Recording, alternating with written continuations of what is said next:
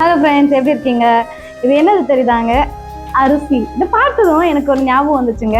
இந்த அரிசி அநேகருக்கு பயன்படணும் அப்படின்னா இது நனைக்கப்படணுங்க.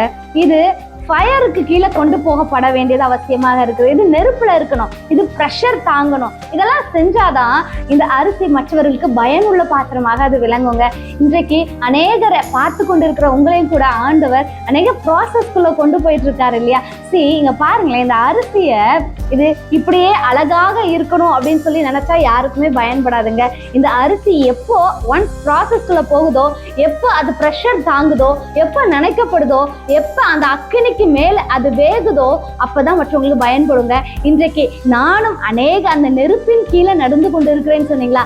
அநேகருக்கு உங்களை பயனுள்ள பாத்திரமாக ஆண்டவர் மாற்றணும் அப்படின்றனாதாங்க இதை ஆண்டவர் உங்களை இதே போல நடத்துறாரு. நீங்க பாத்தீங்கன்னா இந்த அரிசியை நாம் வேக வைக்கும் போது அநேகர் என்ன செய்வாங்க அப்படின்னா க்ளோஸ் பண்ணுவாங்க இல்லையா? ஏதாவது மூடி வச்சு க்ளோஸ் பண்ணுவாங்க, மறைச்சு வைப்பாங்க. இன்றைக்கு அநேகரை கர்த்தர் மறைத்து வைத்திருக்கிறார் இல்லையா? சீக்ரெட் பிளேஸ்ல வச்சிருக்காரு, ஹிடன் பிளேசஸ்ல வச்சிருக்காரு. எதனால அந்த மறைவான இடத்துல வைத்திருக்காரு தெரியுமா?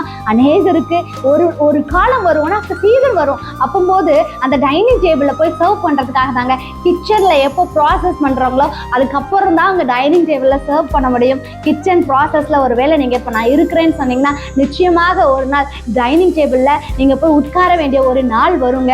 இத அரிசி வேகிறத பார்க்கும்போது அந்த அரிசி ஒருவேளை கேட்டிருக்கலாம், என்னை ஏன் இவ்வளோ நெருப்பின் கீழே என்ன நடத்துறீங்க? எனக்கு ரொம்ப எரியுது, என்னால் ப்ரெஷர் தாங்கவே முடியல. இதை பார்த்து கொண்டு இருக்க நீங்களும் கேட்பீங்க, என்ன எதுக்காக இந்த நெருப்பின் கீழே என்ன நடத்துறீங்க இயேசுவே? என்னால் ப்ரெஷர் தாங்க முடியல. ஒரு பக்கம் ஃபேமிலி ப்ராப்ளம், இன்னொரு பக்கம் பண பிரச்சனை, அடுத்து ஃபீஸுக்கு நான் கட்டுறதுக்கு என்ன செய்வேன்னு எனக்கு தெரியல, வீட்டில் மளிகை ஜாமான் வாங்க கூட காசு இல்லாமல் உட்கார்ந்துருக்கிறேனே, என்னை யார் நடத்துவா? இன்னொரு பக்கம் தனிமையில வாடிக்கொண்டு அநேகர் அழுது கொண்டு இருக்கிறீங்க இல்லையா? இப்படிப்பட்ட சூழ்நிலையோடு நீங்க பேசுற உங்களை பார்த்து நான் இன்னைக்கு ஆண்டவர் சொல்றாரு, இந்த அரிசியை போல கர்த்தர் இன்றைக்கு உங்களை பெரிதான ஒரு பயனுள்ள பாத்திரமாக விளக்குவதற்காக இந்த இடத்துல கர்த்தர் உங்களை வச்சிருக்காரு. ஆண்டவர் உங்களை பார்த்து சொல்றாரு, I am not destroying, I am preparing யூன்னு சொல்றாரு. ஆமென். அவர் உங்களை ப்ரிப்பேர் பண்ணிட்டு இருக்காரு, உங்களை அழிக்கல.